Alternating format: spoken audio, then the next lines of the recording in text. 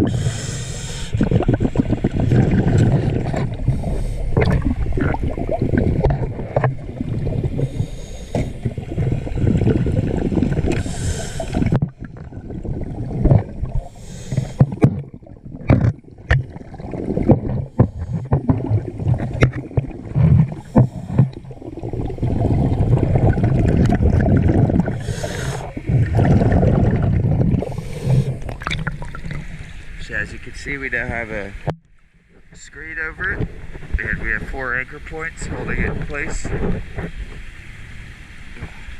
We also have a zinc on that grating to ensure it lasts us a long, long time. Thank you very much, DS Diving.